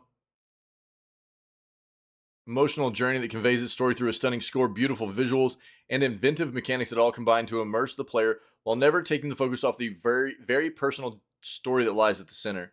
Isn't the longest journey by any means, but it's guaranteed to be a memorable one that you should experience firsthand. Okay, so $3, decent, probably purchase there if it looks interesting. Mortal Kombat 1 Combat Pack release schedule confirmed. Mortal Kombat 1 Combat Pack is going to be coming out when?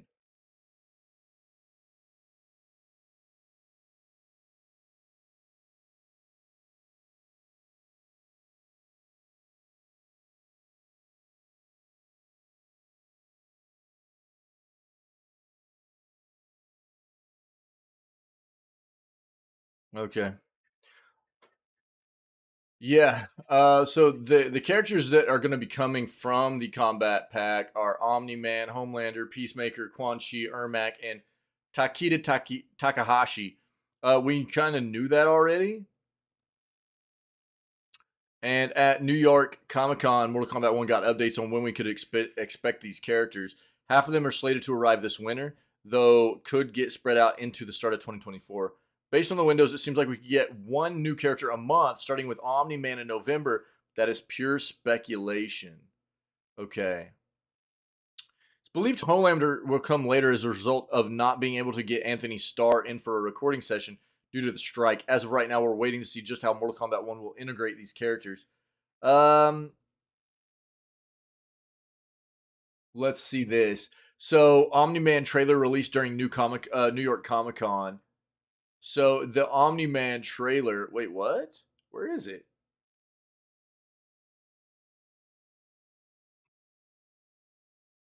Is it here?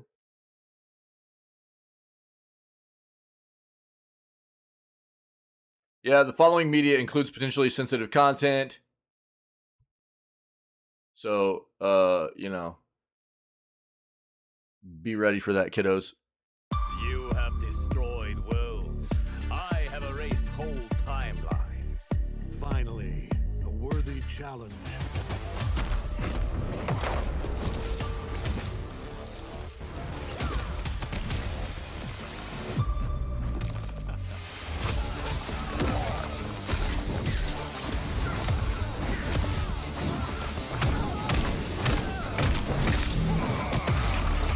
my god, dude. Mortal Kombat is so gnarly, man. You will burn for this invasion.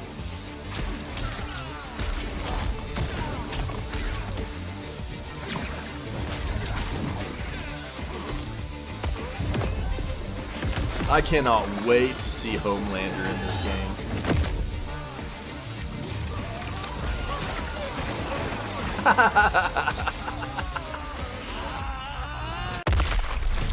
God, dude.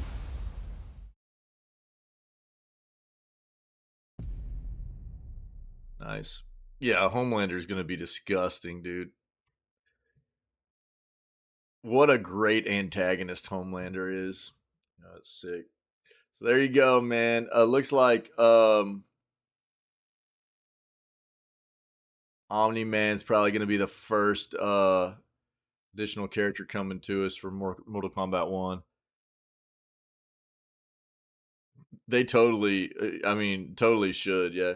You should just be, like, cleaning up all the Mortal Kombat stages. You know, that's what you should be doing. No doubt. All right. 6 games are confirmed for Xbox Game Pass next month so far.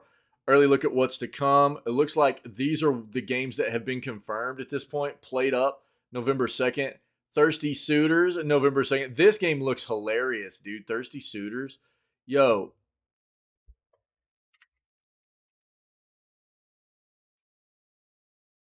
Thirsty. My bad.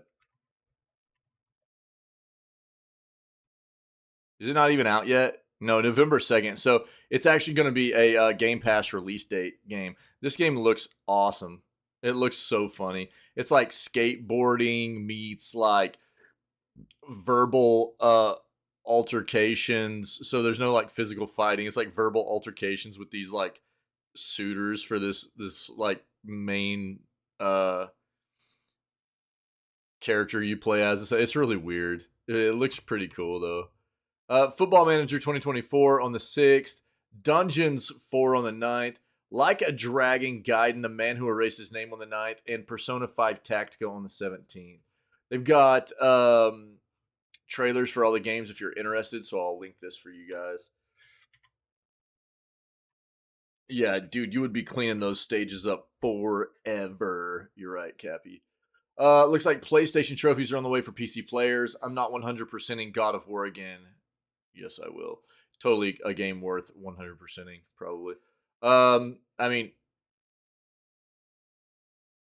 dude, played that game on the hardest difficulty. Give me God of War difficulty. 2018's God of War, that difficulty was great. It mauled me out quite often, but it was great. I didn't 100% that game. I still had a number of the Valkyries I needed to beat, but I got a lot done in that game. I did, and it was a banger, man. That game was so flipping good. Sony may soon be implementing trophies for the PC versions of its game, according to True Trophies, which asserts that its own scanners have picked up new evidence to suggest PS5 games available on PC may soon support PlayStation trophies, enabling PC players to pick up the bronze, silver, gold, and platinum awards, regardless of what platform they use. A new platform called PSPC recently popped up alongside a new trophy list simply entitled Trophy Set. Depending upon who you listen to, the PSPC could stand for PlayStation PC or PlayStation Studios PC.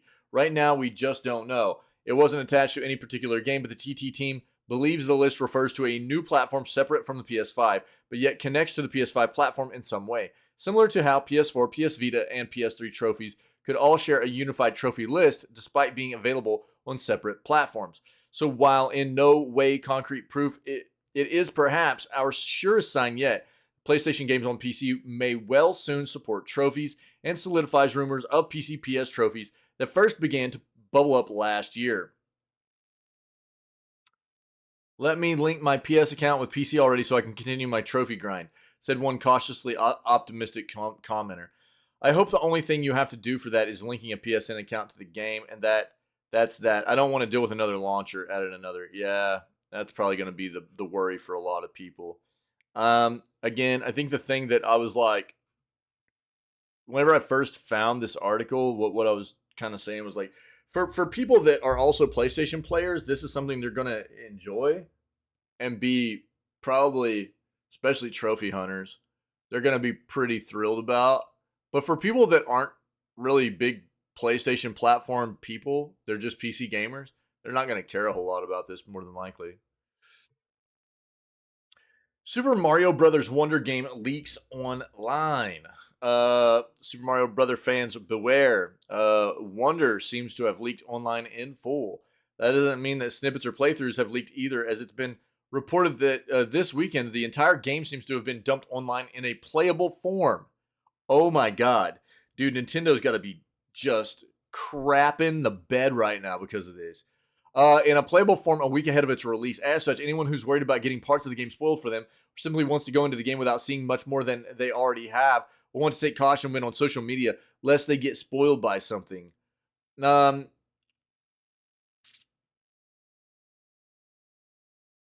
This leak appears to have been the result of people being able to get their hands on early copies through retailers selling the game ahead of schedule, which has led them to dump the game online for others to play, and people have already been doing exactly that.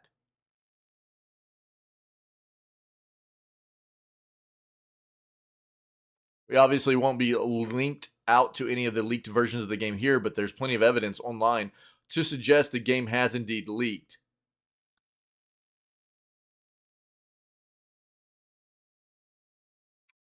Others who caught wind of the leak said that they'd already been able to boot the game up on Nintendo Switch emulators to test it out.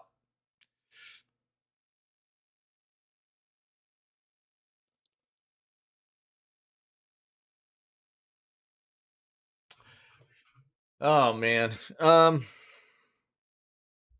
We talk a lot about like trying to promote a healthy industry and everything. And this it's not dude, it's definitely not one of those discussions that's black and white. It's a rough one. Yeah. It's a rough one to discuss. I don't think that pirating and not paying for your products, your hardware, and your software. I don't think that's a healthy way to support the industry. But there's a lot of these companies that do really scummy stuff to us as the consumer quite often too, which has led people to resorting to this kind of stuff. So, dude, we flesh this kind of stuff out a lot, and I've talked about it a lot, and I can see a lot of different sides of it.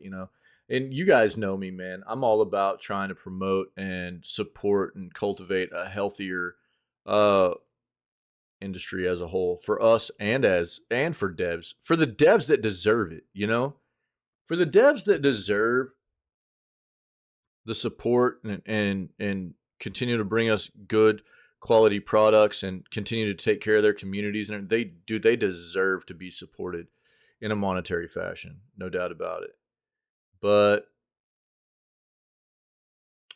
I don't know. I talk a lot about the console developers and the scummy things they do, and I've moved away from the console world a lot because I'm not a big fan of what they've done over the years, and the what I see as a lot of the scummy mechanics they've gotten to and everything like that.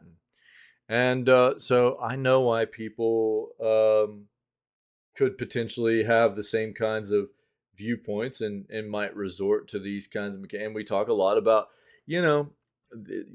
one of the biggest obstacles for a lot of people in the industry nowadays is price tag.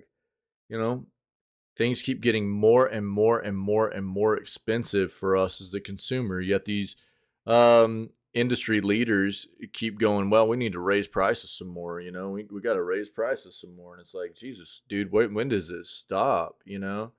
And we've talked about this stuff a lot over the years, and doing we discuss these things a lot in just doing the news segments and everything. And it's a very, very tough thing to nail down the ins and outs and the pros and cons, and the things that some of these companies do well and a lot of the things that they do bad. And I'm always up for these discussions, but you guys know how I feel. I mean, I'm all about supporting the good companies. They deserve it. And promoting a healthier industry for all of us is important, I think. But there are a lot of companies out there that don't necessarily deserve it. You know, they do scummy stuff to us all the time, and it's hard to discern sometimes. You know, it really is. Uh, yeah, I agree, Cappy. Yeah, that's part of the problem, right? I mean, that's one of the reasons why I do what I do here too, though, is like trying to educate people. Yeah, I think it's important. There's a lot of people that just go blind into the industry. They don't pay attention to what companies do what to us. You know, they'll just buy like EA games nonstop. They don't really care. They feed the beast, you know, and I get it. Gaming's supposed to be about having fun and enjoying, you know, immersing yourself in a different kind of world and getting out of the, you know, stressors of real life and everything. I understand that. But there also, I think, does have to be some kind of consideration and understanding of what you're supporting when you buy into specific companies and their products and you know the fact that there are not good ones out there. And if you continue to support them, they're going to continue to do bad things. And that's just a side of it you have to understand that you're kind of buying into with some of these companies if you continue to buy their products. It is what it is. You know, whether you want to recognize it or be blind to it, it doesn't change the fact that there are a lot of people out there that do, you know, continue to support the more negative businesses that are part of the industry. And until people quit doing it, you're absolutely right. Absolutely right. Next city builder from the creator of the Settlers is looking pretty good in a new demo. Pioneers of Pagonia intends to be a beautiful, easy to play city builder with optimal cooperative gameplay. Let's see what this is.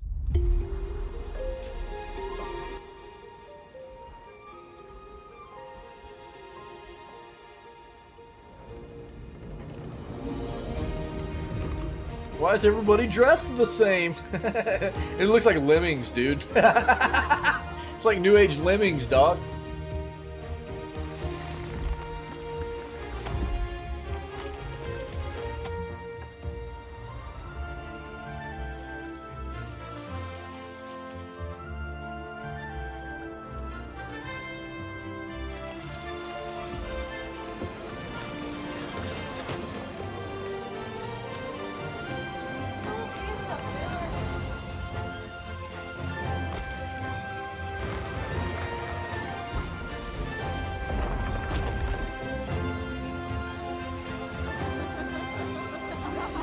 Oh.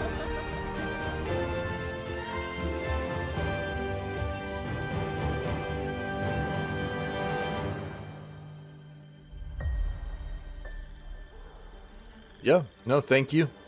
Again, I mean, it's one of those things where as I become more comfortable with certain people, they're around more often, and it's just one of those things where it's not as much of a, you know, expectations kind of thing for me. It's just, it's there if you need it. You know what I mean? If you feel like you want to utilize it, you want to help out, and I trust you to have it. That's all it is. You know what I mean? So I thank you. I appreciate you. City building game Pioneers of Pagonia has a demo out as part of this October's Steam Next Fest.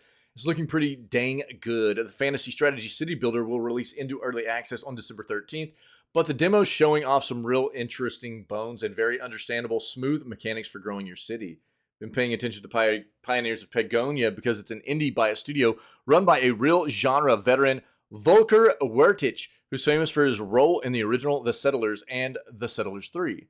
Wertich is clearly not done with the genre yet, as he was involved with Ubi's The Settlers, the New Allies, before leaving over creative differences. Pioneers of Pagonia certainly is something interesting and new. Fueling the expansion of your city is an atypical focus on requiring resources to expand and build new things rather than resources required to upkeep your existing population and buildings. I was a bit skeptical of that, but the demo had a really well scripted checklist style tutorial that helped me understand that it really freed you up to focus on the best parts of Pagonia.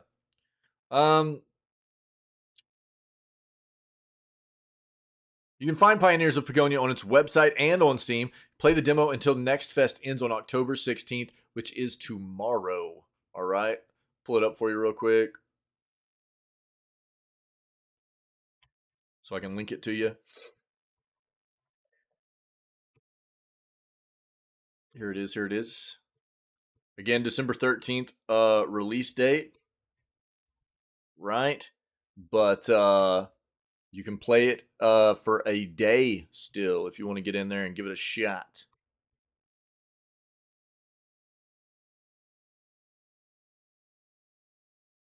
Yeah, basically, Cappy. Yeah.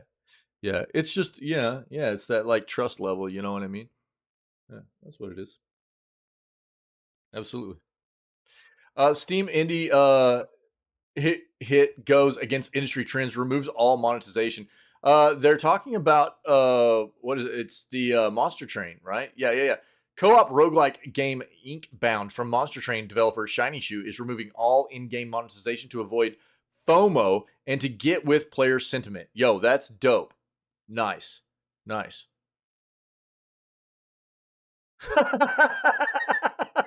That's funny, dude. Nice.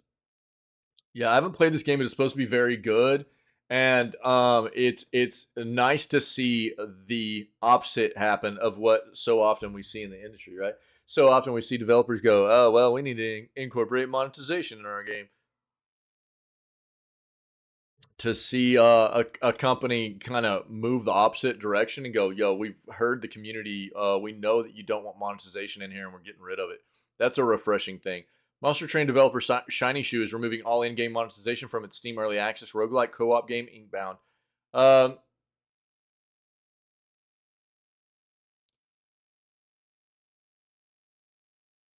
Wait, what?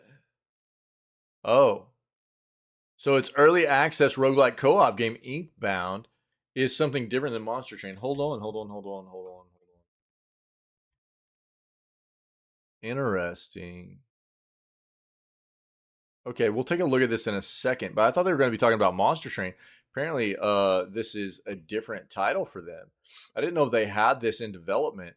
Now, with many AAA games focusing on in-game currency and battle passes as a way to both fund development and make extra money, Shiny Shoes' decision stands out. Inkbound will remove its two in-game monetization options, a battle pass and in-game currency shop, on Friday, October 27th, and says these extra monetization options were initially included in the early access launch to support the ongoing development of the game and made wholly cosmetic to avoid gameplay impact and a fear of missing out in the roguelike game.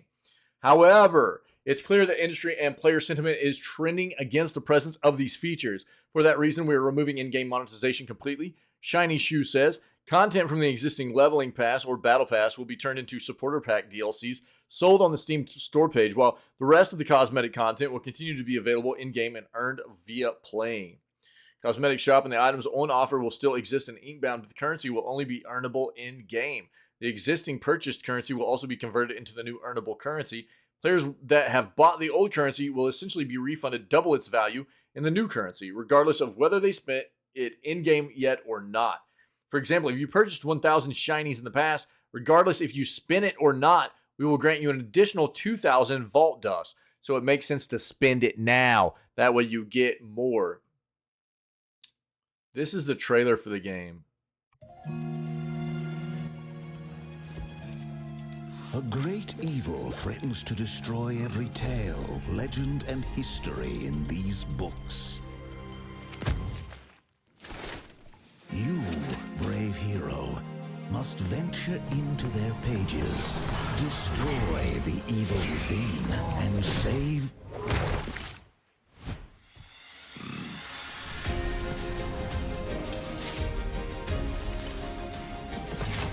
Go, you mighty band of heroes, and fight. Mighty band of heroes.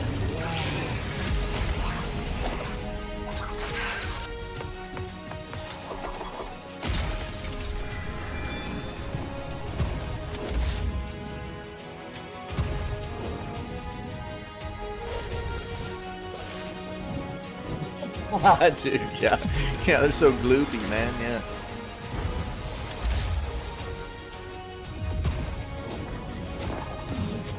Oh, it's multiplayer too. Interesting. Tentacles!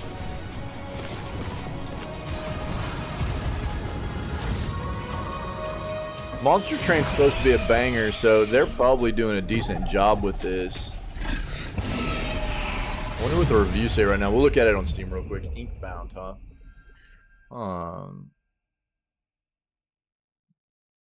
If a player owns the leveling pass, they'll automatically unlock all rewards, get 1,000 Vault Dust, and be in the same place as everyone else, who will see a new free track of rewards that offers both cosmetics and the Vault Dust currency from leveling up.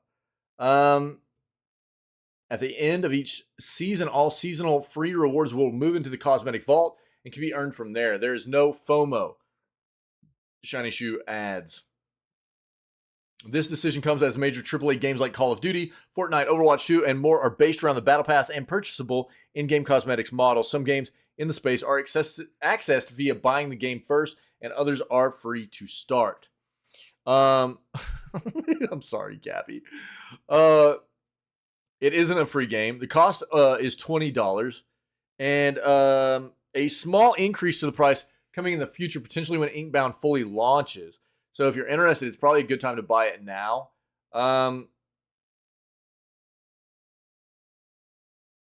Shiny, dude, this is what I'm talking about. Shiny Shoe has essentially decided that the trade-off between the income from these in-game monetization methods and how it makes the player base feel at large is not worth it. Shout out to Shiny Shoe. Respect, yo. The reception to Inkbound from players also appears to be largely positive overall. They're probably going to start getting much better reviews now that they're doing this. As since launching in May of this year, there are exactly 1,000 user reviews, with 86% of them being positive.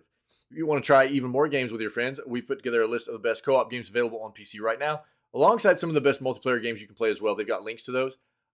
This is pretty interesting. Love to see this, dude. Love to see this. Probably going to start getting the opposite of review bombed now because they're doing this. So I'm going to hit wish list on that. I'll share this with you guys. And yeah, they're just over 1,000 reviews at 86% positive. That's what I was wanting to look at, but they told us about that. There's the link to it on the Steam store.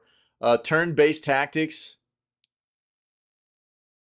roguelite, PvE.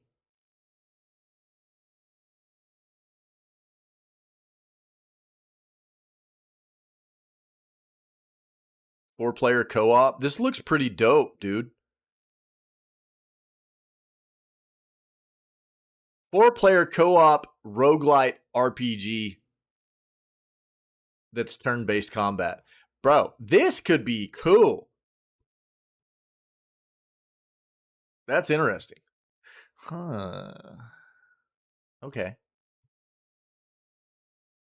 Yeah. Neato, man. Neato. And they've already shown that they can do some good stuff with Monster Train. So, and just them doing pulling the monetization stuff out, that feels good. Here we go. This is the last article I have for the day, guys. If anybody has anything else to add, please let me know, and we'll address it before we move on and start playing some games for the rest of the day, okay? Here we go. Dude, we haven't heard about Suicide Squad since earlier in this year. This game, quite honestly, didn't appeal to me much. I didn't see a whole lot about it that I thought was going to do very well. And right before release, it got delayed. And here we are. This is the first we've heard about it in quite some time. Suicide Squad, Kill the Justice League, details surface online. Isn't this Crystal Dynamics, dude? Or who's developing this? New details. Oh, Rocksteady, my bad. Suicide Squad, Kill the Justice League have been revealed on Reddit, with the details being verified by the subreddit's moderators. Uploaded to Gaming Leaks and Rumors subreddit, the new Suicide Squad, Kill the Justice League details reveal the game's price, additions, and details. You want to talk about a game that looked like it was going to be just riddled with monetization? This was it. Whilst typically such posts would be considered just a rumor, one of the subreddit moderators has given the post a legit tag and has verified the user's claims. According to the leak, an internal, not final trailer of the game was shown at a trade show, revealing that 2 versions of the game will be released. The deluxe edition will apparently cost £100, and will grant players access to the game 3 days before the official release. Who gives a crap? 3 days before the official release, and you know what that means? You're basically the final beta testers. People have to start understanding that, I think, about the way this, like, yo, you want to play the game before everybody else does? You want to play it 3 days early? You're the final beta testers. That's what you are. You're paying an absurd amount of money over the base edition of the game to get in there a few days early and just basically experience more bugs than most people are going to have to experience when the game comes out on its actual official release date.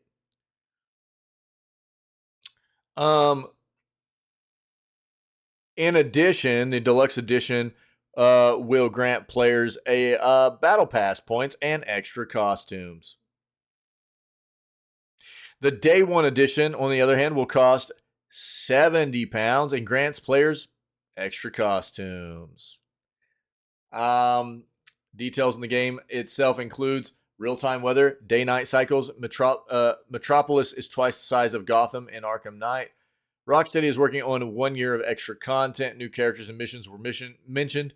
They state clearly you can play the game co-op online or play it all solo and switch between the 4 different characters. Trailer makes a point that the players should play how they want to. Makes a point that each character has distinct traversal and distinct combat. Deadshot is gunplay. The others are more melee focused. Have no details on microtransactions or experience or anything games as a service. This game originally, we saw a lot of. There was a trailer initially for the game, and there was a lot of like screenshots that we were seeing out of the game that showed it just being riddled with transactions, microtransactions and stuff. Yeah, earlier this year the game was pushed back to 2024. Scheduled for release on PS5, Windows, and Xbox Series X and S on 2 February. So 2 February is the release date now, but here's the thing, dude. I'm willing to bet, especially after reading this now, that it's still just got a ton of monetization in it, right? Battle Pass, cosmetics, you name it. You know what I mean? It's going to be riddled with microtransactions, and it's a full price AAA game.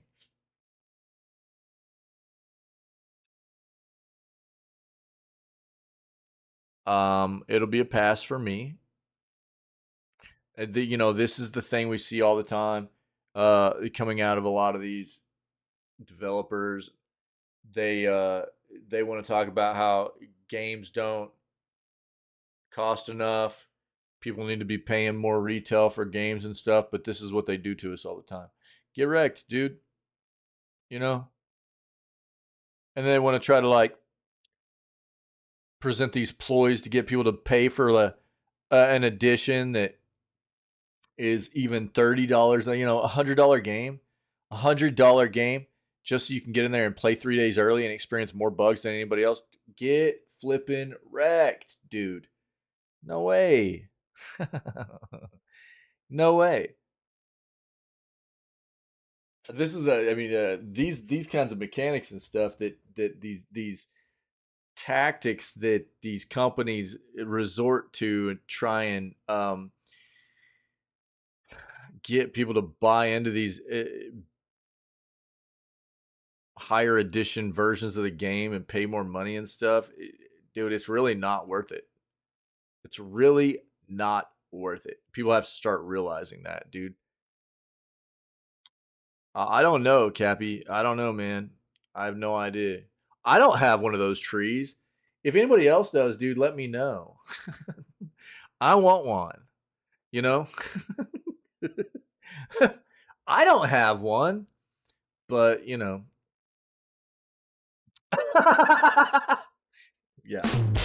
Nice, Cappy. So, look, I don't expect much out of this game. It looks like a huge ploy for monetization. And the thing that I found really weird about it, too, in the gameplay that I saw before was it looked like all of these characters could just, like, fly everywhere almost. It was like their movement in the game was just so weird. compared to what they're traditionally known for. I think only one of these characters it can traditionally fly around. The rest of them are like just not nearly as mobile traditionally, but in the game, they're all super mobile and stuff. It's really weird. I don't know, man. I don't know. It's kind of odd. Oh, does it? Yeah, I don't know. We'll see. We'll see. If you want to look into more of it, by all means, go ahead. But I never had a whole lot of expectations for this game to be good, and I still don't. But you know, we'll see. I would say that for me, and my advice of what I would tell people to do is wait and see if this is going to be like a day one release on Game Pass, and if so, try it on that. Don't pay full price for that for a game like that, in my opinion. So scummy, dude. But that's the news, man. We're gonna go play games, and we'll figure out what we're gonna play. I would like to play games with people today, man. So we'll see what we got, and we'll try to do some like spooky-esque kind of games. We played some stuff yesterday. We'll try to play some more today. Have some fun together and everything, and you know, we always do. It was a great news segment, and I appreciate it very much, as always, man. Everybody being involved and the news segments and us staying up to date with what's going on in the industry and everything. So if anybody's been able to hang out and check out the news segment this morning live, or maybe if you're getting to watch this later on as a VOD, this is what we do, man. This is our jam. This is how we start off all of our streams. We go live 6 days a week. No Wednesday streams, but every other day we're live roughly 6 a.m. CST, CDT. Usually just a little bit after that, because it takes me a little bit to get going in the mornings. But, you know, right around then we kick it off. We always start off with video gaming news, and we stay current on what's going on in the industry. And then we, as soon as we finish, like we're doing right now, we'll kind of segue into playing video games for the rest of the day, you know. And we're usually live 8 to 9 hours a day. Sometimes on the weekends it'll go a little bit shorter, but not a whole lot. And we have a good time, man. We got an awesome community of people here that's always part of what we do, presenting an awesome community of just being understanding, welcoming, a safe spot for people to come and enjoy the world of video games that we all love so much, and being void of toxicity and negativity, and just trying to be understanding, civil human beings, dude, which I feel is lost on so many people nowadays in the world. So if you're about spreading good vibes and a lot of these other notions I've been talking about, you know, then, you know, sounds like you probably belong here with us. And I would prompt you to come hang out with us and be part of what we do while we are live. And we have a lot of fun, a lot of laughs, but we're always about taking care of one another and just having a cool spot for everybody to hang out. So that's the jam, dude. I don't know. We'll be back at it tomorrow for more video gaming news when we start up the stream tomorrow on October 16th. The stream's not going down or anything. I'm just going to segue us out of this. I'll run a bit of an outro for the news segment here, but we'll be right back. The stream will stay live, and we're going to start playing some games in just a moment. So other than that, man, until we do more news tomorrow, stay healthy, stay safe, be kind, and let's go play some games.